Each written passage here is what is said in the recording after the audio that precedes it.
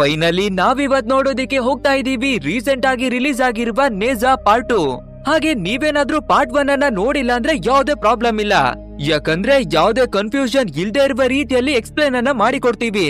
So ನೀವು part 1 ಅನ್ನ ನೋಡಿಲ್ಲ ಅಂದ್ರೆ ಆರಾಮಾಗಿ ಈ ವಿಡಿಯೋವನ್ನ ನೋಡಬಹುದು.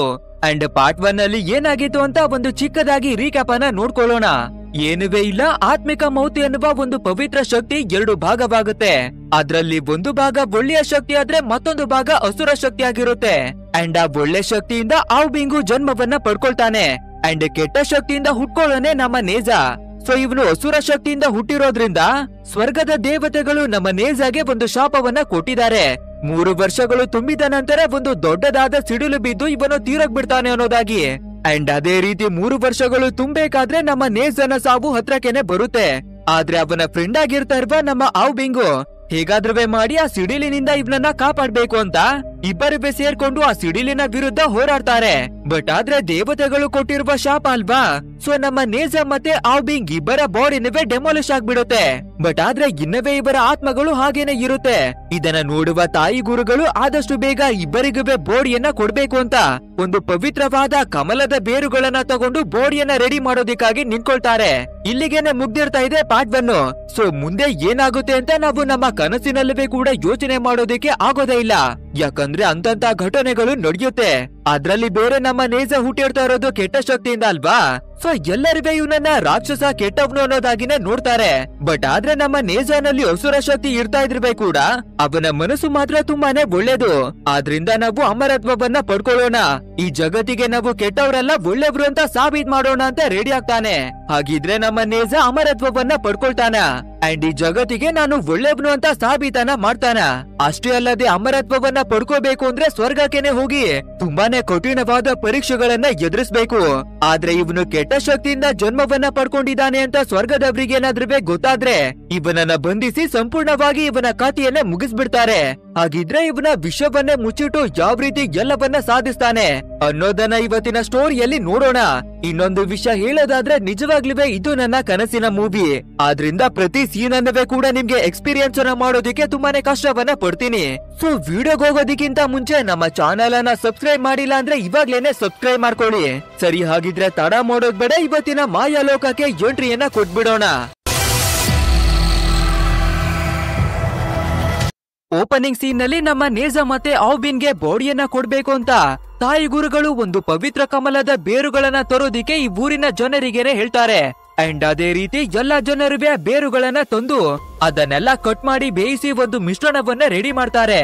ಅಂಡ್ ಈ ರೀತಿ ರೆಡಿ ಮಾಡ್ಬೇಕಾದ್ರೆ ನಮ್ಮ ನೇಜನಿಗೆ ವಾಂತಿ ಎಲ್ಲ ಬರ್ತಿರುತ್ತೆ, ಯಾಕಂದ್ರೆ ಎಲ್ಲಾ ಜನರುವೆ ಮೂಗಿನಿಂದ ತುಪ್ಪವನ್ನ ತೆಗೆದು ಹಾಕೋದೇನು ಕಾಲಲ್ಲಿರುವ ಗಲೀಜನ್ನೆಲ್ಲ ತೆಗೆದು ಆ ಮಿಶ್ರಣದ ಒಳಗಡೆಗೆನೆ ಬೆರೆಸ್ತಿರ್ತಾರೆ.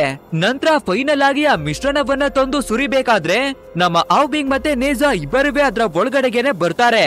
ನಂತರ ನಮ್ಮ ಪಿಂಗು 2 ಕತ್ತಿಗಳನ್ನ ತಂದು ಮಾಸಾಗಿನೇ ಇವರ ಬಾಡಿಗಳಿಗೆ ಶೇಪ್ ಅನ್ನ ಕೊಡುತ್ತೆ. ಬಟ್ ಆದ್ರೆ ಇನ್ನವೇ ಇವರ ಬಾಡಿ ಪೂರ್ತಿಯಾಗಿ ರೆಡಿ ಆಗಿರ್ತಾ ಇಲ್ಲ, ರಬ್ಬರ್ನ ರೀತಿಯಾಗಿ ತುಂಬಾನೇ ಮೆಲ್ಟ್ ಆಗಿರುತ್ತೆ.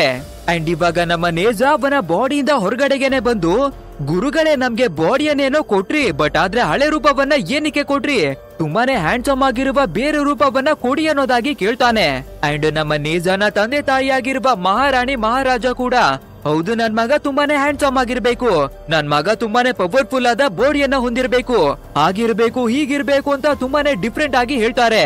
ಅಂಡ್ ಅದೇ ರೀತಿ ನಮ್ಮ ಪಿಂಕ್ ಕೂಡ ಇಬ್ರು ಹೇಳೋ ಹಾಗೇನೆ ಎಲ್ಲ ರೀತಿ ಟ್ರೈ ಮಾಡುತ್ತೆ. ಅಂಡ್ ಫೈನಲಿ ನನ್ ಕೈಯಲ್ಲಿ ಮಾಡೋಕಾಗಲ್ಲ ಅಂತ ಕತ್ತಿಯನ್ನ ತಂದು ನಮ್ಮ ನೇಜಾಗೆನೆ ಕೊಟ್ಬಿಡುತ್ತೆ. ಸೊ ನಮ್ಮ ನೇಜಾನೆ ನಮ್ಮ ಬಾಡಿಯನ್ನ ರೆಡಿ ಮಾಡ್ಕೊಳ್ಳೋಣ ಅಂತ ನಿಂತ್ಕೋತಾನೆ. ತುಂಬಾ ಹೊತ್ತು ಕಷ್ಟವನ್ನ ಪಟ್ಟು ಏನನ್ನ ಹೇಳ್ತಾನೆ ಅಂದ್ರೆ, ನನ್ ಪ್ರಕಾರ ಇದು ನೋಡೋದಿಕ್ಕೆ ಸೂಪರ್ ಆಗಿದೆ, ಬಟ್ ಆದ್ರೆ ಪೂರ್ತಿಯಾಗಿ ರೆಡಿಯೋದಿಕ್ಕೆ ಇನ್ನವೇ ಟೈಮ್ ಬೇಕಾಗುತ್ತೆ. ಆದ್ರಿಂದ ಗುರುಗಳೇ ನನ್ಗೆ ಮೊದ್ಲಿನ ರೂಪವನ್ನೇ ಕೊಡಿ ಅನ್ನೋದಾಗಿ ಹೇಳ್ತಾನೆ. ಅಂಡ್ ಇವನು ರೆಡಿ ಮಾಡಿರುವ ಬಾಡಿ ಕೂಡ ಒಂದು ಕಾರ್ಟೂನ್ ರೀತಿನೇ ಇರುತ್ತೆ. ಅಂಡ್ ಇವಾಗ ನಮ್ಮ ಗುರುಗಳೇ ಕೂಡ ಸರಿ ಓಕೆ ಅಂತ ಮೊದ್ಲಿನ ರೂಪವನ್ನೇ ಕೊಟ್ಟು, ಇವನು ಹಸುರ ಶಕ್ತಿಯಿಂದ ಹುಟ್ಟಿದಾನೆ ಅಲ್ವಾ, ಆದ್ರಿಂದ ಬೆಂಕಿ ತತ್ವದಿಂದ ಅಭಿಷೇಕವನ್ನ ಮಾಡ್ತಾರೆ. ಅಂಡ್ ನಮ್ಮ ಔಬಿನು ಒಳ್ಳೆ ಶಕ್ತಿ ಆಗಿರೋದ್ರಿಂದ ಜಲ ತತ್ವದಿಂದ ಅಭಿಷೇಕವನ್ನ ಮಾಡ್ತಾರೆ. ಅಂಡ್ ಇದೇ ರೀತಿ ಇವರಿಗೆ ಅಭಿಷೇಕ ನಡೀತಾ ಇರ್ಬೇಕಾದ್ರೆ ಒಬ್ಬ ಸೈನಿಕ ತುಂಬಾನೇ ಗಾಬರಿಯಾಗಿ ಬಂದು ನಮ್ಮ ಚಟ್ಟಾಂಗ್ ಪಾಸ್ ಮೇಲೆ ಯಾರೋ ದಾಳಿ ಮಾಡೋದಿಕ್ಕೆ ಬರ್ತಾ ಇದ್ದಾರೆ. ಅಂಡ್ ಅವನ ನೋಡೋದಿಕ್ಕೆ ಶೆಂಗಾಂಗ್ ಬಾವ್ನ ರೀತಿಯಾಗಿನೇ ಕಾಣಿಸ್ತಾ ಇದ್ದಾನೆ ಅಂತ ಹೇಳ್ತಾರೆ. ಆದ್ರಿಂದ ನಮ್ಮ ಮಹಾರಾಣಿ ಮತ್ತೆ ಮಹಾರಾಜ ಅವನನ್ನ ತಡೆಯೋದಿಕ್ಕಾಗಿನೇ ಅಲ್ಲಿಂದ ಹೊರಟು ಬರ್ತಾರೆ. ಅಂಡ್ ಈ ಶೇನು ಏನಕ್ಕೋಸ್ಕರ ಬಂದಿದ್ದಾನೆ ಅಂದ್ರೆ ಅಮರತ್ವವನ್ನ ಹೆಚ್ಚಿಸ್ಕೊಳ್ಳೋದಿಕ್ಕೆ ಆತ್ಮಿಕ ಮಣಿಗಳನ್ನ ಬಳಸಲಾಗುತ್ತೆ. ಅಂಡ್ ಇವನು ಅದೇ ಆತ್ಮಿಕ ಮಣಿಗಳನ್ನ ಕದ್ಬಿಟ್ಟಿದ್ದಾನೆ. ಹಾಗೇನೆ ಅಂತ ಮಣಿಗಳನ್ನ ಇನ್ನವೇ ಕದಿಬೇಕು ಅಂತ ಪಾತಾಳದಲ್ಲಿ ಬಂಧಿಸಲಾಗಿರುವ ಡ್ರ್ಯಾಗನ್ ಗಳ ಜೊತೆಯಾಗಿ ಸೇರ್ಕೊಂಡು ಇವನು ಷಡ್ಯಂತ್ರವನ್ನ ರಚಿಸ್ತಾ ಇದ್ದಾನೆ. ಸೊ ಈ ವಿಷಯ ನಮ್ಮ ಚಟ್ಟಾಂಗ್ ಪಾಸ್ ನಲ್ಲಿರುವ ಜನರಿಗೆ ಗೊತ್ತಾಗ್ಬಿಟ್ಟಿದೆ.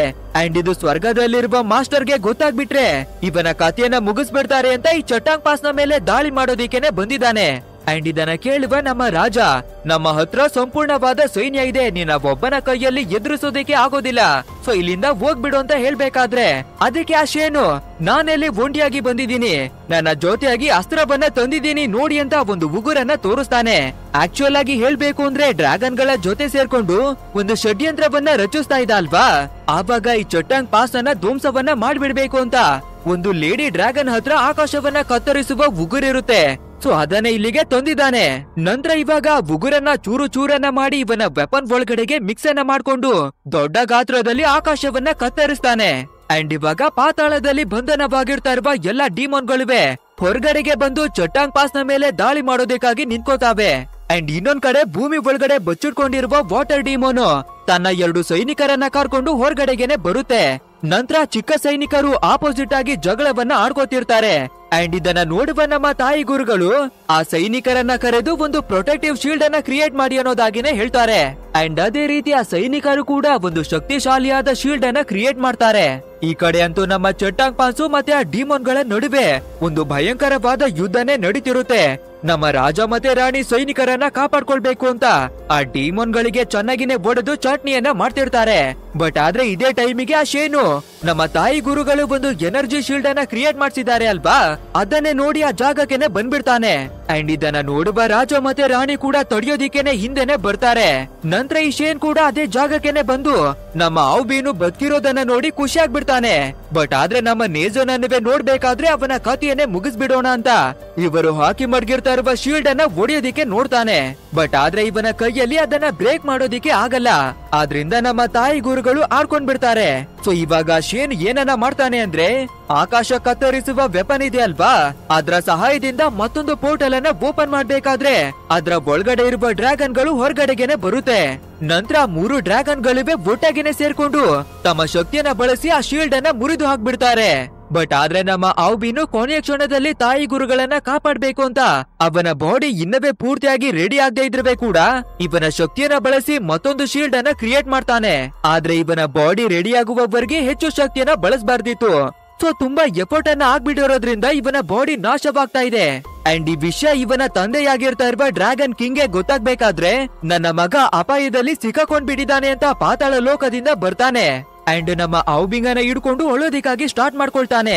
ಸೊ ನಮ್ಮ ಔಬಿಂಗ್ ಕೂಡ ಅಪ್ಪ ನಿಮ್ಮನ್ನ ಪಾತಾಳ ಲೋಕದಿಂದ ಬಿಡ್ಸೋಕಾಗ್ದೆ ನಾನು ಸೋತೋಗ್ಬಿಟ್ಟೆ ಅಂತ ಹೇಳ್ಕೋಬೇಕಾದ್ರೆ ಆ ಡ್ರ್ಯಾಗನ್ ಕಿಂಗ್ ನಮ್ಮ ಕಥೆಯನ್ನ ಬಿಡು, ನೀನು ಬದುಕಿದ್ರೆ ಸಾಕು ಅನ್ನೋದಾಗಿನೇ ಹೇಳ್ತಾರೆ. ಅಂಡ್ ಇದೇ ಟೈಮಿಗೆ ನಮ್ಮ ನೇಜಾ ಕೂಡ ಅಭಿಷೇಕದಿಂದ ಎಚ್ಚರಿ ಆಗ್ತಾನೆ. ಅಂಡ್ ಹೊರಗಡೆ ಬಂದು ನಮ್ಮ ಔಬಿಂಗ್ ಅವನ ಪರಿಸ್ಥಿತಿಯನ್ನ ನೋಡ್ಬೇಕಾದ್ರೆ ನಮ್ಮ ತಾಯಿ ಗುರುಗಳು ನಡೆದಿರುವ ಎಲ್ಲ ವಿಷಯವನ್ನ ಹೇಳ್ತಾರೆ. ಅಂಡ್ ಇವಾಗ ಶೇನ್ ಕೂಡ ನಮ್ಮ ಹತ್ರ ಪವಿತ್ರವಾದ ಕಮಲ ಇದೆ ಅಲ್ವಾ, ಅದನ್ನ ಬಳಸಿ ಮತ್ತೆ ಇವನಿಗೆ ಬಾಡಿಯನ್ನ ಕೊಡಿ ಅಂತ ಆ ಪವಿತ್ರ ಕಮಲದ ಹತ್ರಕ್ಕೆ ಬರ್ಬೇಕಾದ್ರೆ ಆ ಕಮಲ ತನ್ನ ಶಕ್ತಿಯನ್ನ ಕಳ್ಕೊಂಡು ನಾಶವಾಗ್ಬಿಡುತ್ತೆ. ಅಂಡ್ ಇದನ್ನ ನೋಡುವ ನಮ್ಮ ತಾಯಿ ಗುರುಗಳು ಆ ಪವಿತ್ರ ಕಮಲ ಇಲ್ಲ ಅಂದ್ರೆ ನಮ್ಮ ಕೈಯಲ್ಲಿ ಏನುವೇ ಮಾಡೋಕಾಗಲ್ಲ, ಸೊ ಅದ್ರ ಬೇರೆನೆ ಇವನಿಗೆ ಮತ್ತೆ ಬಾಡಿಯನ್ನ ಕೊಡುತ್ತೆ ಅನ್ನೋದಾಗಿ ಹೇಳ್ತಾರೆ. ಈ ಕಡೆ ನೋಡಿದ್ರೆ ನಮ್ಮ ಔಬಿಂಗ್ ಅವನ ಬಾಡಿ ಪೂರ್ತಿಯಾಗಿ ನಾಶವಾಗ್ಬಿಡ್ತಿದೆ. ಸೊ ಕೊನೆಯ ಕ್ಷಣದಲ್ಲಿ ನಮ್ಮ ಔಬಿಂಗ್ ಅಪ್ಪ ಈ ಚಟ್ಟಾಂಗ್ ಪಾಸ್ ನವರ ತಪ್ಪು ಏನುವೇ ಇಲ್ಲ, ಸೊ ಇವರ ಮೇಲೆ ದಾಳಿಯನ್ನ ಮಾಡದೆ ಇವರನ್ನ ಬಿಡ್ಬಿಡಿ ಅನ್ನೋದಾಗಿ ಕೇಳ್ಕೊತಾನೆ. ಇದನ್ನ ನೋಡುವ ನಮ್ಮ ನೇಜಾ ತುಂಬಾನೇ ಕೋಪವನ್ನ ಮಾಡ್ಕೊಂಡು ನನ್ನ ಫ್ರೆಂಡು ನನ್ಗೆ ವಾಪಸ್ ಬೇಕು ಗುರುಗಳೇ, ಏನಾದ್ರೂ ಮಾಡಿ ಬೇರೆ ಯಾವ್ದಾದ್ರು ದಾರಿ ಇರುತ್ತೆ ಅನ್ನೋದಾಗಿ ಅವರ ಗುರುಗಳಿಗೆನೆ ಹೊಡಿತಾನೆ. ಆದ್ರಿಂದ ನಮ್ಮ ತಾಯಿ ಗುರುಗಳು ಔಬಿನನ್ನ ನಿನ್ನ ಬಾಡಿ ಒಳಗಡೆಗೆ ಸೇರಿಸ್ಕೋ, ಆ ನಂತರ ನಾವು ಬೇರೆ ದಾರಿಯನ್ನ ಹುಡ್ಕೋಣ ಅನ್ನೋದಾಗಿನೇ ಹೇಳ್ತಾರೆ. ಅಂಡ್ ಇದನ್ನ ಕೇಳುವ ಡ್ರ್ಯಾಗನ್ ಕಿಂಗು 2 ಆತ್ಮಗಳು ಒಂದು ಬಾಡಿಯಲ್ಲಿ ಹೇಗಿರೋದಿಕ್ಕೆ ಸಾಧ್ಯ ಅನ್ಬೇಕಾದ್ರೆ ಇವರಿಬ್ಬರುವೆ ಹುಟ್ಟಿರೋದು ಒಂದೇ ಶಕ್ತಿಯಿಂದ, ಆದ್ರಿಂದ ಒಂದೇ ಬಾಡಿಯಲ್ಲಿ ಇಬ್ಬರುವೆ ಇರಬಹುದು.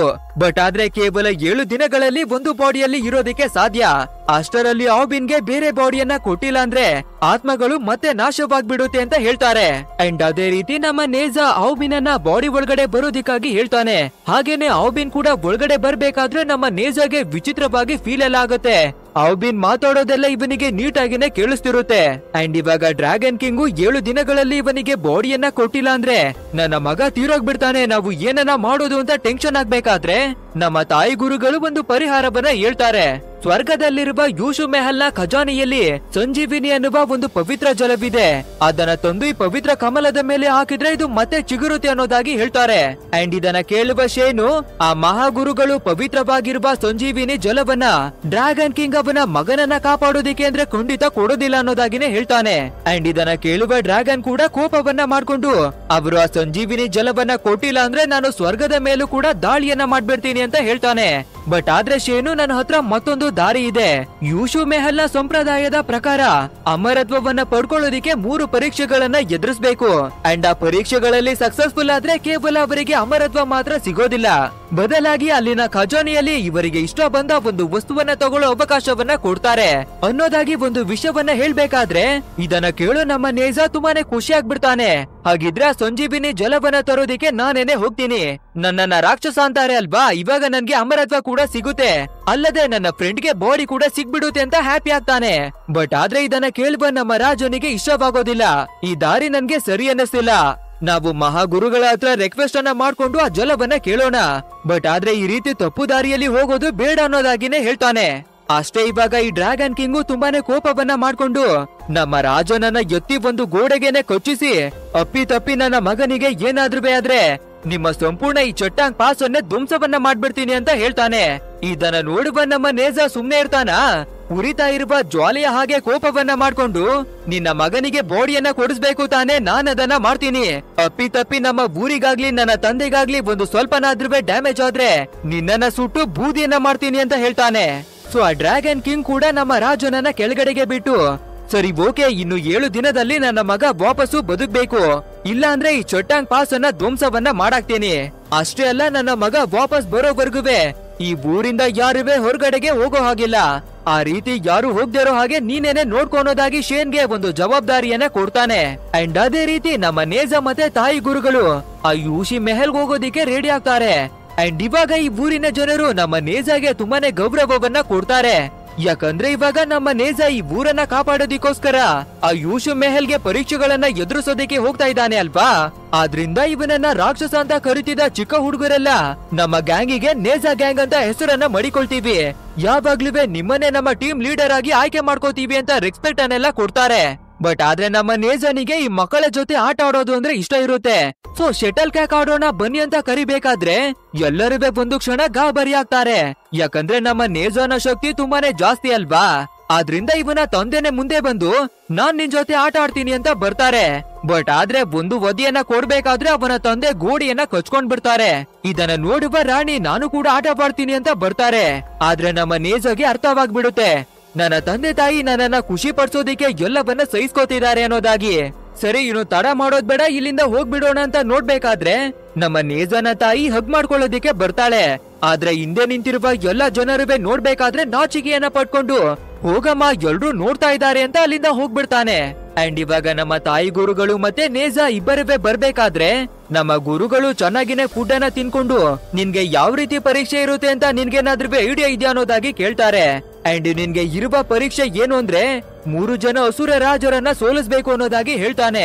ಅಷ್ಟೇನಾ, ಹೊಡೆದಾಡೋಣ ಬಿಡಿ ಅನ್ನೋದಾಗಿ ನಮ್ಮ ನೇಜಾ ಹೇಳ್ಬೇಕಾದ್ರೆ ಅರೆ ನಿನ್ನ ಕೆಟ್ಟ ಶಕ್ತಿಯನ್ನ ನೀನು ಬಳಸೋ ಹಾಗಿಲ್ಲ, ಅಪ್ಪಿ ತಪ್ಪಿ ಸ್ವರ್ಗದಲ್ಲಿ ನೀನು ಅಸುರ ಶಕ್ತಿಯಿಂದ ಜನ್ಮವನ್ನ ಪಡ್ಕೊಂಡಿದ್ಯಾ ಅಂತ ಗೊತ್ತಾದ್ರೆ ನಿನ್ಗೆ ಅವಕಾಶನೇ ಸಿಗಲ್ಲ, ಬದಲಾಗಿ ನಿನ್ನನ್ನ ಬಂಧಿಸ್ಬಿಡ್ತಾರೆ ಅನ್ನೋದಾಗಿ ಹೇಳ್ತಾನೆ.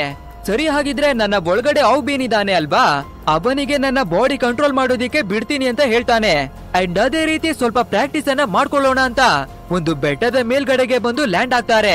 ಸರಿ ಓಕೆ ಅಂತ ಪ್ರಾಕ್ಟೀಸ್ ಅನ್ನ ಸ್ಟಾರ್ಟ್ ಮಾಡ್ಕೊಂಡ್ರೆ 2 ಆತ್ಮಗಳು ಒಂದೇ ಬಾಡಿಯಲ್ಲಿ ಇರೋದ್ರಿಂದ ಔಬಿನ್ಗೆ ನಮ್ಮ ನೇಜನ ಬಾಡಿಯನ್ನ ಕಂಟ್ರೋಲ್ ಮಾಡೋದಿಕ್ಕೆ ಕಷ್ಟವಾಗುತ್ತೆ.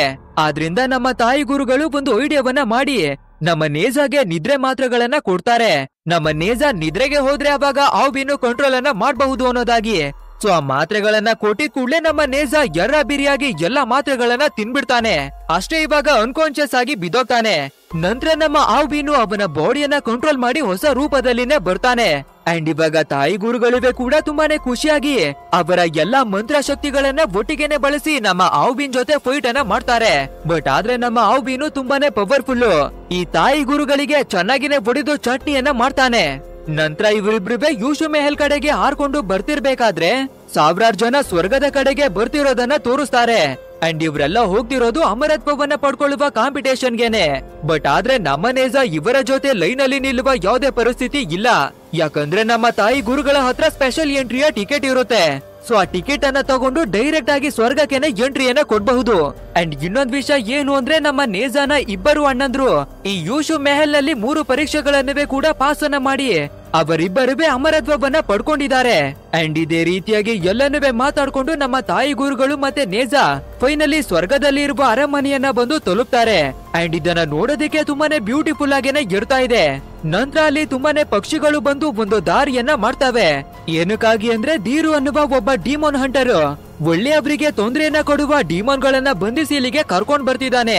ನಂತರ ನಮ್ಮ ತಾಯಿ ಮತ್ತೆ ನೇಜ ಇಬ್ಬರುವೆ ಅರಮನೆ ಒಳಗಡೆಗೆ ಬರ್ಬೇಕಾದ್ರೆ ಇವ್ರನ್ನ ನೋಡುವ ವೂಲಿಯಾಂಗ್ ಅನ್ನುವ ದೊಡ್ಡ ಮಾಸ್ಟರು ತುಂಬಾನೇ ಹ್ಯಾಪಿ ಆಗ್ತಾರೆ.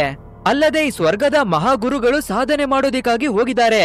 ಆದ್ರಿಂದ ಈ ವೂಲಿಯಾಂಗ್ ಅನ್ನುವ ಮಾಸ್ಟರೇನೆ ಇಲ್ಲಿನ ಎಲ್ಲಾ ನಿಯಮಗಳನ್ನ ನೋಡ್ಕೋತಿರೋದು. ಅಂಡ್ ಇವಾಗ ನಮ್ಮ ತಾಯಿ ಗುರುಗಳು ನನ್ನ ಶಿಷ್ಯನನ್ನ ಕರ್ಕೊಂಡು ಅಮರತ್ವವನ್ನ ಕೊಡ್ಸೋದಿಕ್ಕೆ ಇಲ್ಲಿಗೆ ಬಂದಿದ್ದೀನಿ ಅನ್ನೋದಾಗಿ ಹೇಳ್ತಾರೆ. ಅಂಡ್ ನಮ್ಮ ನೇಜ ಬಾಡಿಯನ್ನ ಆವ್ಬೀನ್ ಕಂಟ್ರೋಲ್ ಅನ್ನ ಮಾಡ್ತಿದ್ದಾನೆ ಅಲ್ವಾ. ಸೊ ಯಾರಿಗೂ ಇವನು ಹೊಸೂರ ಶಕ್ತಿ ಅನ್ನೋದಾಗಿ ಡೌಟ್ ಬರೋದಿಲ್ಲ. ಬಟ್ ಆದ್ರೆ ಸ್ವಲ್ಪ ಹೊತ್ತಲ್ಲೇ ಕಂಟ್ರೋಲ್ ತಪ್ಪಿ ನಮ್ಮ ನೇಜ ವಾಪಸ್ ಬಂದ್ಬಿಡ್ತಾನೆ. ಅಂಡ್ ಇವನಿಗೆ ಸೂಸಿಗೆ ಬೇರೆ ಅರ್ಜೆಂಟ್ ಆಗೋದ್ರಿಂದ ಪಕ್ಕದಲ್ಲೇ ಇರುವ ನೀರಿಗೆ ಹೋಗಿ ಸೂಸು ಮಾಡೋದಿಕ್ಕೆ ನೋಡ್ತಾನೆ. ಅಷ್ಟೇ ಇದನ್ನ ನೋಡುವ ನಮ್ಮ ತಾಯಿ ಗುರುಗಳು ಒಂದು ವದಿಯನ್ನ ಕೊಟ್ಟು ಇದು ಸೂಸು ಮಾಡೋ ಜಾಗ ಅಲ್ಲ ಅನ್ನೋದಾಗಿ ಹೇಳ್ತಾರೆ. ನೆಕ್ಸ್ಟ್ ಗ್ರಾನಾ ಅನ್ನುವ ಒಂದು ಲೇಡಿ ನಮ್ಮ ನೇಜಾವ್ನನ್ನ ಕರ್ಕೊಂಡು ವಾಶ್ರೂಮ್ ಕಡೆಗೆನೆ ಬರ್ತಾಳೆ. ಬಟ್ ಆದ್ರೆ ನಮ್ಮ ನೇಜ ಈ ಅರಮನೆ ಯಾಕೆ ಕೇವಲ ಬಿಳಿ ಬಣ್ಣದಲ್ಲೇ ಇದೆ, ನಿಮ್ ಹತ್ರ ಪೇಂಟ್ ಏನುವೆ ಇಲ್ವಾ, ನೀವೆಲ್ಲ ಹೊಟ್ಟೆಗೆ ಯಾವ ಫುಡ್ ಅನ್ನ ತಿಂತೀರಿ ಅಂತ ತುಂಬಾನೇ ಕ್ವಶನ್ ಅನ್ನ ಕೇಳ್ಕೊಂಡು ಬರ್ಬೇಕಾದ್ರೆ ಬೈ ಮಿಸ್ ಆಗಿ ಅವಳ ಬಟ್ಟೆ ಮೇಲೆ ಕಾಲನ್ನ ಮಡಗ್ಬಿಡ್ತಾನೆ.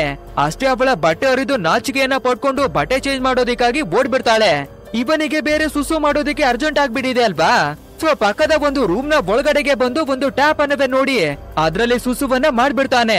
ನೆಕ್ಸ್ಟ್ ನಮ್ಮ ತಾಯಿ ಗುರುಗಳು ಮತ್ತೆ ನೇಜ ಅತಿಥಿಯಾಗಿ ಬಂದಿದ್ದಾರೆ ಅಲ್ವಾ. ಸೊ ಇವರಿಗೆ ಊಟದ ವ್ಯವಸ್ಥೆಯನ್ನುವೆ ಮಾಡಿ 6 ತಿಂಗಳಿಗೆ ಒಮ್ಮೆಯಾಗಿ ತುಂಬುವ ಒಂದು ಪವಿತ್ರವಾದ ನೀರನ್ನ ತಂದು ಕುಡಿಯೋದಿಕ್ಕಾಗಿನೇ ಕೊಡ್ತಾರೆ. ಸರಿ ಓಕೆ ಅಂತ ನಮ್ಮ ನೇಜ ಕೂಡ ಕುಡಿಬೇಕಾದ್ರೆ ಆ ನೀರು ಬೇರೆ ಯಾವ್ದು ಅಲ್ಲ, ಇವನು ಸೂಸುವನ್ನ ಮಾಡಿದ್ದ ಅಲ್ವಾ, ಅದೇ ಪಾಟ್ ನಿಂದ ಎತ್ಕೊಂಡ್ ಬಂದು ಕೊಟ್ಟಿರ್ತಾರೆ. ಅಷ್ಟೇ ಇದು ಗೊತ್ತಾಗ್ಬೇಕಾದ್ರೆ ಗ್ರ್ಯಾನ್ ಅವಳ ಮುಖಕ್ಕೆನೆ ನೀರನ್ನ ಬಿಡ್ತಾನೆ. ಅಂಡ್ ತಾಯಿ ಗುರುಗಳು ಒಂದು ವದಿಯನ್ನ ಕೊಟ್ಟು ಇವನು ಹಿಂಗೇನೆ ಸ್ವಲ್ಪ ಬುದ್ಧಿ ಕಮ್ಮಿ ಅಂತ ಸಂಭಾಳಿಸ್ತಾರೆ. ಬಟ್ ಆದ್ರೆ ನಮ್ಮ ನೇಜ ಇದೇ ಪಾಟ್ ಒಳಗಡೆ ನಾನು ಸುಸು ಮಾಡ್ದೆ ಅಂತ ಹೇಳ್ಕೋಬೇಕಾದ್ರೆ ತಾಯಿ ಗುರುಗಳು ಕೂಡ ನೀರನ್ನ ಬಿಡ್ತಾರೆ. ಅಂಡ್ ಇವಾಗ ನಮ್ಮ ನೇಜ ಚಾನ್ಸ್ ಅನ್ನ ಬಿಡ್ತಾನ. ದಯವಿಟ್ಟು ಕ್ಷಮಿಸ್ಬಿಡಿ ಮಹಾಗುರುಗಳೇ, ನನ್ನ ಗುರುಗಳು ಸ್ವಲ್ಪ ನಾಲಾಯಕ್ ಅನ್ನೋದಾಗಿನೇ ಹೇಳ್ತಾನೆ. ಅಷ್ಟೇ ಇವಾಗ ನಮ್ಮ ತಾಯಿ ಗುರುಗಳು ನಾವು ತಡ ಮಾಡೋದು ಬೇಡ, ಇವನ ಟ್ರೈನಿಂಗ್ ಅನ್ನ ಶುರು ಮಾಡ್ಬಿಡಿ, ಇವನಿಗೆ ಟೆಸ್ಟ್ ಅನ್ನ ಕೊಡಿ ಅನ್ನೋದಾಗಿನೇ ಹೇಳಿ ಇವನನ್ನ ಕರ್ಕೊಂಡು ಮೊದಲನೇ ಪರೀಕ್ಷೆಗೆನೆ ಬರ್ತಾರೆ. ಇಲ್ಲಿಗೆ ಸೀನನ್ನ ಕಟ್ ಮಾಡಿ ನಮ್ಮ ಚಂಟಂಗ್ ಪಾಸ್ ಅನ್ನ ತೋರಿಸ್ತಾರೆ. ಇವಾಗ ಯುದ್ಧವೆಲ್ಲ ಮುಗಿದು ಡಿಮೋನ್ಗಳು ಕೂಡ ಸೈಲೆಂಟ್ ಆಗ್ಬಿಟ್ಟಿದಾವೆ. ಅಂಡ್ ಶೇನ್ಗೆ ಈ ಊರನ್ನ ನೋಡ್ಕೊಳ್ಳೋದಿಕ್ಕೆ ಆ ಡ್ರ್ಯಾಗನ್ ಕಿಂಗು ಹೇಳಿದಾನೆ ಅಲ್ವಾ. ಆದ್ರಿಂದ ಶೇನ್ ಕೂಡ ಇದೇ ಜಾಗದಲ್ಲಿನೇ ಉಳ್ಕೊಂಡು ಡಿಮೋನ್ಗಳ ಹೆಲ್ಪ್ ಅನ್ನ ತಗೊಂಡು ಫೈಟಿಂಗ್ ಅನ್ನ ಪ್ರಾಕ್ಟೀಸ್ ಮಾಡ್ತಿರ್ತಾನೆ.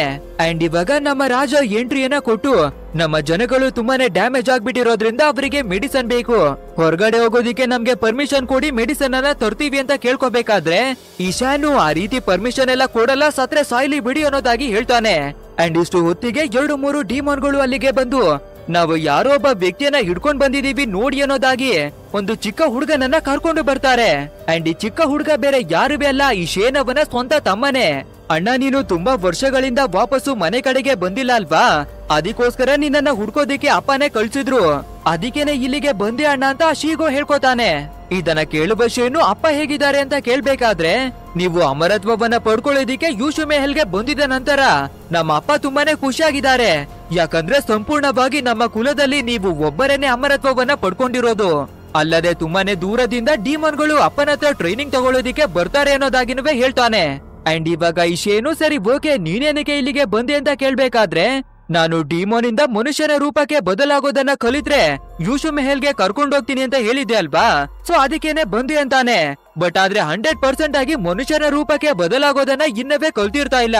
ಅಂಡ್ ಈ ಚಿಕ್ಕ ಹುಡ್ಗ ಅವನ ಅಣ್ಣನ ಬಗ್ಗೆ ಒಳ್ಳೆ ಒಪಿನಿಯನ್ ಮಡಗಿದ್ದಾನೆ, ಯಾರಿಗೂ ಹಿಂಸೆ ಕೊಡದೆ ಒಳ್ಳೆ ದಾರಿಯಲ್ಲಿ ಅಮರತ್ವವನ್ನ ಪಡ್ಕೊಂಡಿದ್ದಾನೆ ಅಂತ. ಬಟ್ ಆದ್ರೆ ಈ ಶೇನು ಡಿಮೋನ್ಗಳ ಜೊತೆ ಸೇರ್ಕೊಂಡು ಕರ್ಮ ಕಾಂಡವನ್ನ ಮಾಡ್ತಿದ್ದಾನೆ ಅಲ್ವಾ. ಬಟ್ ಆದ್ರೆ ಇಲ್ಲಿ ತುಂಬಾನೇ ಡಿಮೋನ್ಸ್ ಗಳಿರೋದನ್ನ ನೋಡುವ ಚಿಕ್ಕ ಹುಡ್ಗ, ಅಣ್ಣ ಏನಕ್ಕೆ ಈ ಚಟಾಂಗ್ ಪಾಸ್ ಅನ್ನ ನೀವು ಸುತ್ತು ಬರ್ದಿದ್ದೀರಾ ಅಂತ ಕೇಳ್ತಾನೆ. ಬಟ್ ಆದ್ರೆ ಇದಕ್ಕೆ ಆನ್ಸರ್ ಅನ್ನ ಕೊಡೋದಿಕ್ಕೆ ಶೇನ್ ಹತ್ರ ಯಾವುದೇ ಆನ್ಸರ್ ಇರೋದಿಲ್ಲ. ಸೊ ನಮ್ಮ ರಾಜ ಮುಂದೆನೆ ಬಂದು, ಈ ಅಸುರರು ನಮ್ಮ ಊರಿನ ಮೇಲೆ ದಾಳಿ ಮಾಡಿದಾಗ ನಿಮ್ಮ ಅಣ್ಣನೇ ನಮ್ಮ ಜೊತೆಯಾಗಿ ನಿಂತು ರಕ್ಷಣೆಯನ್ನ ಮಾಡ್ತಿದ್ದಾರೆ, ಆ ಡಿಮೋನ್ಗಳನ್ನ ಸೋಲ್ಸೋದಿಕ್ಕೆ ಬಂದಿದ್ದಾರೆ ಅನ್ನೋದಾಗಿ ಹೇಳ್ತಾನೆ. ನಂತರ ಈಶೇನು ಆ ಚಿಕ್ಕ ಹುಡುಗನಿಗೆ, ನಿನ್ನನ್ನ ಇವಾಗ ಯೂಶು ಮೆಹಲ್ಗೆ ಕರ್ಕೊಂಡು ಹೋಗೋದಿಕ್ಕೆ ಆಗಲ್ಲ, ನಾನೇನೆ ಇನ್ನವೇ 12 ಅಮರ ಆತ್ಮಗಳಲ್ಲಿ ಒಂದಾಗೋದಿಕ್ಕೆ ಪ್ರಾಕ್ಟೀಸ್ ಅನ್ನ ಮಾಡ್ತಿದ್ದೀನಿ, ಆದ್ರಿಂದ ಈ ಅಮರತ್ವದ ಮಣಿಗಳನ್ನ ತಗೊಂಡು ವಾಪಸ್ ಹೋಗ್ಬಿಡು ಅಂತ ಅವನ ತಮ್ಮನನ್ನ ಕಳುಹಿಸಿ ಕೊಡ್ತಾನೆ. ಅಂಡ್ ಇವಾಗ ಈ ಶೇನ್ಗೆ ಮನಸ್ಸು ಬದಲಾಗಿದೆ ಅನ್ಸುತ್ತೆ.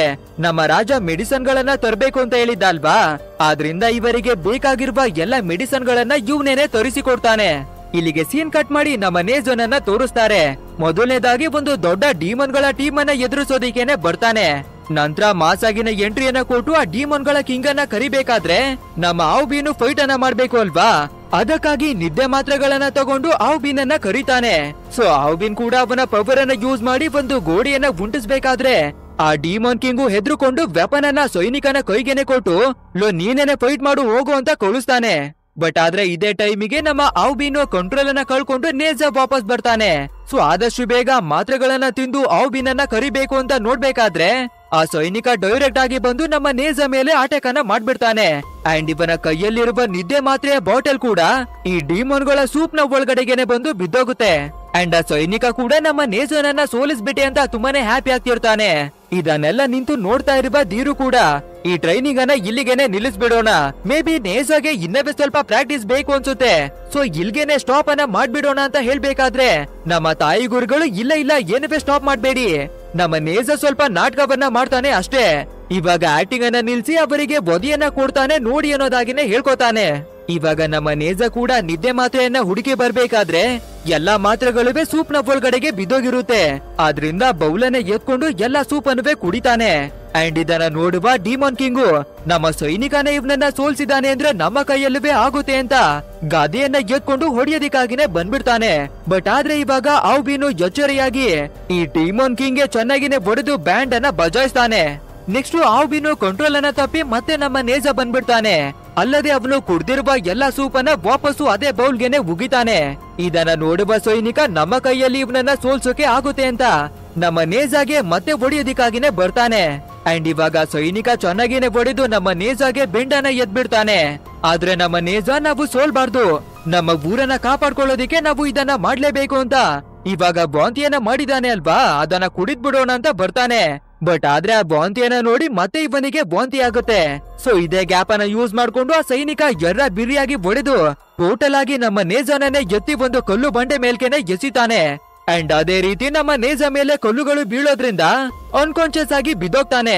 ಅಂಡ್ ಇವನು ಅನ್ಕಾನ್ಶಿಯಸ್ ಆಗ್ಬೇಕಾದ್ರೆ ಇವಾಗ ನಮ್ಮ ಆವ್ಬೀನು ಕಂಟ್ರೋಲ್ ಅನ್ನ ತಗೊಂಡು ಆ ಸೈನಿಕನಿಗೆ ಹೊಡೆದು ಬಟ್ಟೆ ಒಗೆಯೋ ಹಾಗೆ ಒಗಿತಾನೆ. ಅಂಡ್ ಇದನ್ನ ನೋಡೋ ಎಲ್ಲಾ ಡಿಮೋನ್ ಗಳಿವೆ ಚಲ್ಲಪಿಲ್ಲಿಯಾಗಿ ಓಡಕ್ತಿರ್ತವೆ. ಅಷ್ಟೇ ಇವಾಗ ನಮ್ಮ ನೇಜ ಗೆದ್ಬಿಟ್ಟಿದ್ದಾನೆ ಅಲ್ವಾ, ಆದ್ರಿಂದ ಡಿರೋವಿನ ಟೀಮು ಎಂಟ್ರಿಯನ್ನ ಕೊಟ್ಟು ಎಲ್ಲಾ ಡಿಮೋನ್ ಗಳನ್ನ ಬಂಧಿಸ್ತಾರೆ.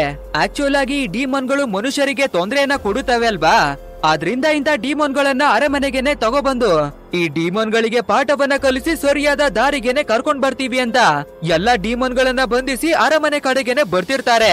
ನಮ್ಮ ನೇಜ ಕೂಡ ತುಂಬಾನೇ ಜೋಶ್ ನಲ್ಲಿ ಹ್ಯಾಪಿ ಆಗಿನೇ ಬರ್ತಿರ್ತಾನೆ. ಇದನ್ನ ನೋಡುವ ಸ್ವರ್ಗದಲ್ಲಿರೋ ಜನಗಳಿವೆ ಕೂಡ ಇವನು ಪವಿತ್ರ ಶಕ್ತಿಯಿಂದ ಜನ್ಮವನ್ನ ಪಡ್ಕೊಂಡಿದ್ದಾನೆ ಅನ್ನೋದಾಗಿ ಹೊಗಳುತ್ತಾರೆ. ಬಟ್ ಆದ್ರೆ 4-5 ಜನರು ಸೇರ್ಕೊಂಡು ಇವನು ಪವಿತ್ರ ಆತ್ಮ ಅಂತೆ, ಕಣ್ಣುಗಳು ನೋಡೋದಿಕ್ಕೆ ದಪ್ಪ ದಪ್ಪಾಗಿದೆ, ಮೂಗನ್ನ ನೋಡೋದಿಕ್ಕೆ ಕಪ್ಪೆ ಆಗಿದೆ, 100% ಇವನು ನೋಡೋದಿಕ್ಕೆ ಹಸುರನ ಹಾಗೆ ಇದಾನೆ ಅಂತ ಹೇಳ್ಬೇಕಾದ್ರೆ ಅಷ್ಟೇ ಇದರಿಂದ ಕೋಪ ಮಾಡ್ಕೊಳ್ಳುವ ನಮ್ಮ ನೇಜ ನಕ್ಕನ್ಲೇ ಬಂದೇ ತಡೀರೋ ಅನ್ನೋದಾಗಿ ಒಂದು ಕಂಬವನ್ನ ಮುರ್ಕೊಂಡೇ ಬರ್ತಾನೆ. ಬಟ್ ಆದ್ರೆ ನಮ್ಮ ತಾಯಿ ಗುರುಗಳು ಬಂದು ವಾಪಸ್ ಕರ್ಕೊಂಡು ಹೋಗ್ತಾರೆ. ನೆಕ್ಸ್ಟ್ ಅವತ್ತು ಸಾಯಂಕಾಲ ವೂಲಿಯಾಂಗ್ ಗುರುಗಳು ನಮ್ಮ ತಾಯಿ ಗುರುಗಳು ನೇಜಾ ಮತ್ತೆ ಎಲ್ಲಾ ಶಿಷ್ಯಂದ್ರನ್ನ ಕರೀತಾರೆ. ಯಾಕಂದ್ರೆ ಇವತ್ತು 6 ನಕ್ಷತ್ರಗಳು ಒಂದೇ ಸಾಲಿಗೆನೆ ಬರುತ್ತೆ. ಆದ್ರಿಂದ ಇಲ್ಲಿ ಯಾರೆಲ್ಲ ಅಮರತ್ವವನ್ನ ಪಡ್ಕೊಂಡಿದಾರೋ ಅವರೆಲ್ಲರೂ ಸೇರಿ ಒಂದು ಮೀಟಿಂಗ್ ಅನ್ನ ಮಾಡ್ತಾರೆ. ಅಂಡ್ ನಮ್ಮ ನೇಜನ ಅಣ್ಣಂದ್ರು ಕೂಡ ಅಮರತ್ವವನ್ನ ಪಡ್ಕೊಂಡಿದ್ದಾರೆ ಅಲ್ವಾ, ಅವರ ಜೊತೆ ಮಾತಾಡ್ಲಿ ಅನ್ನೋದಾಗಿನವೇ ಕರೆಸ್ತಾರೆ. ಅಂಡ್ ಇವಾಗ ಅದೇ ರೀತಿ ಸ್ವರ್ಗದ ಸಂಪ್ರದಾಯದ ಪ್ರಕಾರವಾಗಿನೇ 12 ಅಮರ ಆತ್ಮಗಳು ಕೂಡ ಬರುತ್ತೆ. ಅಂಡ್ ಅದ್ರಲ್ಲಿ ಒಂದು ಆತ್ಮ ನಮ್ಮ ಸ್ವರ್ಗದ ಮೇಲೆ ಯಾವಾಗ ಬೇಕಾದ್ರೂ ಡಿಮನ್ಗಳು ಅಟ್ಯಾಕ್ ಮಾಡಬಹುದು. ಆದ್ರಿಂದ ನಾವು ನಮ್ಮ ಶಕ್ತಿಗಳನ್ನ ಜಾಸ್ತಿಯನ್ನ ಮಾಡ್ಕೋಬೇಕು ಅನ್ನೋದಾಗಿ ಹೇಳ್ಬೇಕಾದ್ರೆ ಅದಕ್ಕೆ ಈ ಬೂಲಿಯನ್ ಗುರುಗಳು ನಾನು ಕಠಿಣವಾಗಿ ಸಾಧನೆಯನ್ನೆಲ್ಲ ಮಾಡಿ 9,000ಕ್ಕೂ ಹೆಚ್ಚು ಭೌತಿಕ ಮಣಿಗಳನ್ನ ತಯಾರಿಸಿದೀನಿ ಅನ್ನೋದಾಗಿ ತುಂಬಾನೇ ಪವರ್ಫುಲ್ ಆದ ಮಣಿಗಳನ್ನ ತೋರಿಸ್ತಾರೆ. ಅಂಡ್ ಇದನ್ನ ನೋಡುವ ಅಮರಾತ್ಮಗಳು ಕೂಡ ಇದ್ರಿಂದ ನಮ್ಮ ಶಕ್ತಿ ಅಂತೂ ತುಂಬಾನೇ ಜಾಸ್ತಿ ಆಗ್ಬಿಡುತ್ತೆ.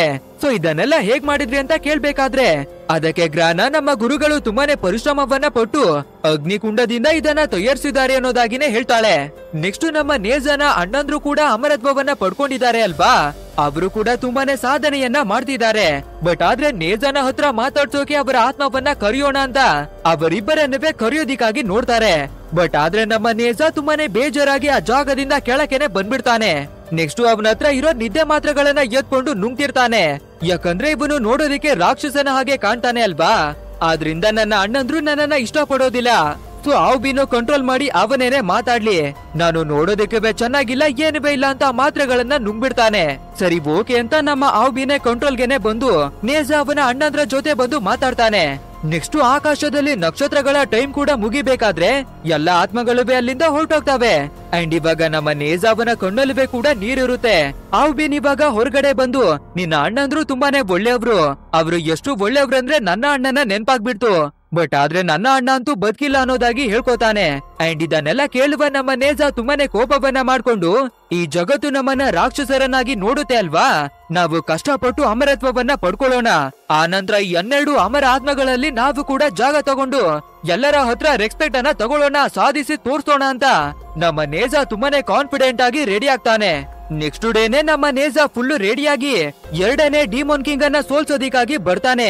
ಅಲ್ಲಿಗೆ ಬಂದು ನಿಮ್ಮ ಜೊತೆ ಫೈಟ್ ಅನ್ನ ಮಾಡ್ತೀನಿ ಅಂತ ಹೇಳ್ಕೋಬೇಕಾದ್ರೆ ಅದನ್ನ ನೋಡುವ ಡಿಮೋನ್ ಕಿಂಗು ನನ್ನ ಶಿಷ್ಯಂದ್ರಿಗೆ ನಾನು ಟ್ರೈನಿಂಗ್ ಅನ್ನ ಕೊಡ್ತಿದ್ದೀನಿ, ಬೇಕಂದ್ರೆ ನಿನ್ಗೂ ಕೂಡ ಟ್ರೈನಿಂಗ್ ಅನ್ನ ಕೊಡ್ತೀನಿ, ಜಾಯ್ನ್ ಆಗು. ನೋಡು ನೀನು ಸರಿಯಾಗಿ ನಿದ್ರೆ ಮಾಡಲ್ಲ ಅನ್ಸುತ್ತೆ, ಕಣ್ಣಲ್ಲೆಲ್ಲ ಎಷ್ಟೊಂದು ಡಾರ್ಕ್ ಸರ್ಕಲ್ ಬಂದ್ಬಿಟ್ಟಿದೆ, ಮೂಗೆಲ್ಲ ಒಳಗಡೆ ಹೋಗ್ಬಿಟ್ಟಿದೆ, ಕಾಲೆಲ್ಲ ಕಿತ್ತೋಗಿದೆ ನೋಡು ಅಂತ ಡಿಮೋನ್ ಕಿಂಗ್ ಹೇಳ್ಬೇಕಾದ್ರೆ ನಮ್ಮ ನೇಜ ಈ ಡಾರ್ಕ್ ಸರ್ಕಲ್ ನಾನು ಹುಡ್ತಾಗಿಂದಾನುವೆ ಇದೆ ಅನ್ನೋದಾಗಿ ಮನ್ಸಲ್ಲಿ ಅನ್ಕೋತಾನೆ. ನೆಕ್ಸ್ಟ್ ನಿದ್ದೆ ಮಾತ್ರೆಗಳನ್ನ ನುಂಗಿ ನಮ್ಮ ಬಿನನ್ನ ಕಂಟ್ರೋಲಿಗೆ ತಗೊಂಡು ಆ ಡಿಮೋನ್ ಕಿಂಗ್ ನ ಜೊತೆ ಫೈಟ್ ಮಾಡೋದಿಕ್ಕೇನೆ ಬರ್ತಾನೆ. ಆ ಡಿಮೋನ್ ಕಿಂಗ್ ಏನುವೆ ಕಡಿಮೆ ಇಲ್ಲ, ತುಂಬಾನೇ ಪವರ್ಫುಲ್ ಆಗಿದ್ದಾನೆ ಅನ್ಸುತ್ತೆ. ಸೊ ಇಬ್ಬರ ನಡುವೆ ಒಂದು ಎಪಿಕ್ ಆದ ಫೈಟ್ ನಡೆಯುತ್ತೆ. ಅಂಡ್ ಇದೇ ರೀತಿ ಫೈಟ್ ಮಾಡ್ಕೊಂಡು ನೀರಿನ ಒಳಗಡೆಗೆ ಹೋಗೋದ್ರಿಂದ ಆ ಡಿಮೋನ್ ಮಾಸ್ಟರ್ ಗೆ ಎಕ್ಸ್ಟ್ರಾ ಪವರ್ ಗಳು ಬಂದ್ಬಿಡುತ್ತೆ. ಸೊ ಒಂದು ಜಾಗದಿಂದ ಟೆಲಿಪೋರ್ಟ್ ಆಗಿ ಮತ್ತೊಂದು ಜಾಗದಲ್ಲಿ ಬಂದು ನಮ್ಮ ಬಿನ್ ಗೆ ಸೊರ್ಸರಿಯಾಗಿನೇ ಹೊಡೆಯೋದಿಕ್ಕೆ ಶುರು ಮಾಡ್ಕೊಳ್ತಾರೆ. ಬಟ್ ಆದ್ರೆ ನಮ್ಮ ಬಿನ್ ಕೂಡ ಇವನ ಶಕ್ತಿ ಏನು ಅನ್ನೋದನ್ನ ಅರ್ಥವನ್ನ ಮಾಡ್ಕೊಂಡು ಬಿನ್ನು ತನ್ನ ಶಕ್ತಿಯನ್ನ ಬಳಸಿ ಸಂಪೂರ್ಣ ನೀರನ್ನ ಐಸ್ ಆಗಿ ಕನ್ವರ್ಟ್ ಮಾಡ್ತಾನೆ. ಆದ್ರೆ ಈ ಡಿಮೋನ್ ಮಾಸ್ಟರ್ ಏನು ಕಡಿಮೆ ಇಲ್ಲ ಗಾಯ್ಸ್, ಒಂದು ಮಂತ್ರವನ್ನ ಸ್ಪೆಲ್ ಮಾಡಿ ಆಕಾಶದ ಕಡೆಗೆ ಬಿಡ್ಬೇಕಾದ್ರೆ ಇದ್ದಕ್ಕಿದ್ದಾಗೆ ಸಿಡಿಲು ಮಳೆ ಎಲ್ಲ ಬಂದ್ಬಿಡುತ್ತೆ.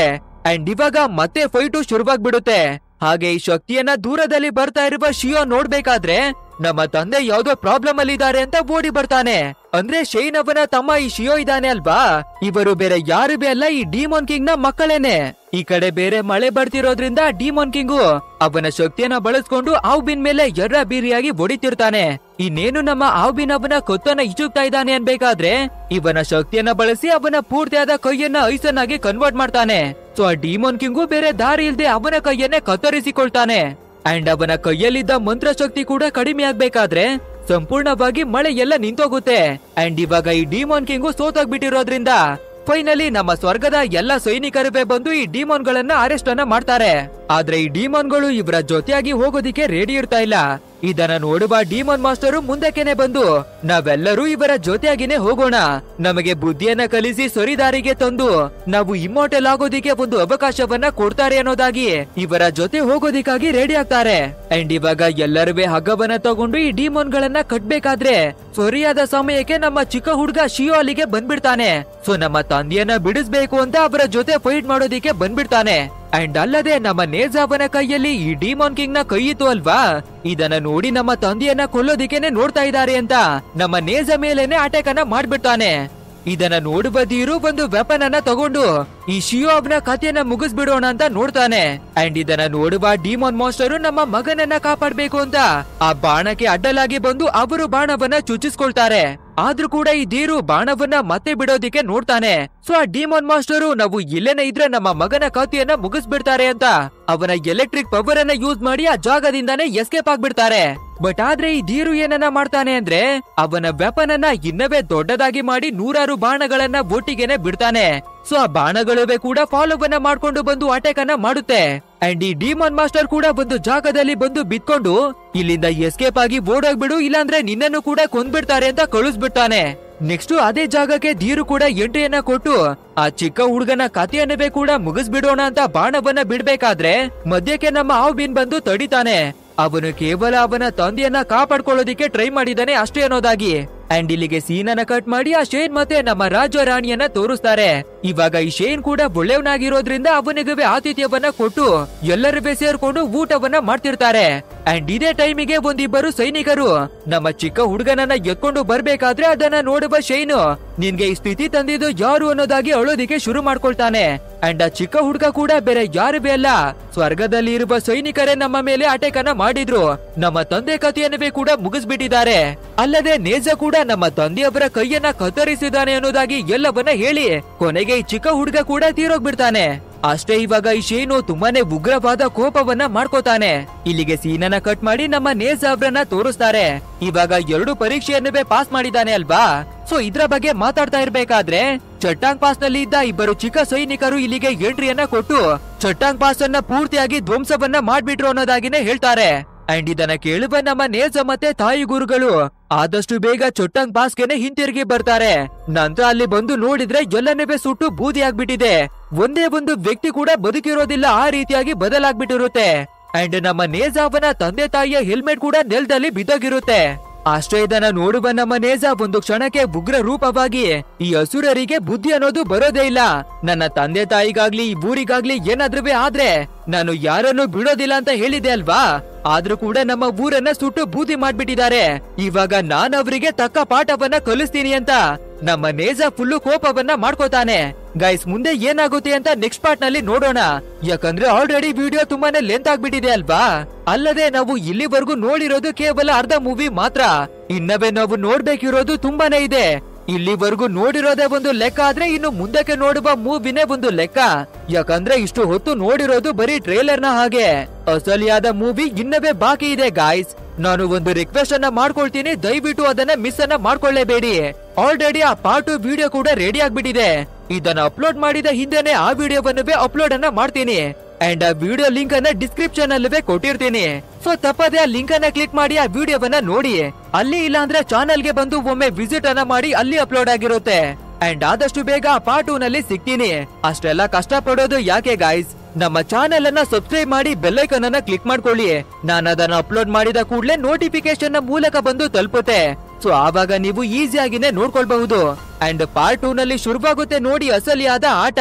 ಅಂಡ್ ನಮ್ಮ ನೇಜನ ಉಗ್ರ ರೂಪ ಇರುವ ಪಾರ್ಟ್ 2 ಅನ್ನ ನೋಡ್ಬೇಕು ಅಂದ್ರೆ ಕಮೆಂಟ್ ಸೆಕ್ಷನ್ ನಲ್ಲಿ ಪಾರ್ಟ್ 2 ಅಂತ ಕಮೆಂಟ್ ಅನ್ನ ಮಾಡ್ಬಿಡಿ. ಸರಿ ಓಕೆ, ಮುಂದಿನ ವಿಡಿಯೋದಲ್ಲಿ ಭೇಟಿಯನ್ನ ಆಗೋಣ. So thanks for watching guys and take care of your self.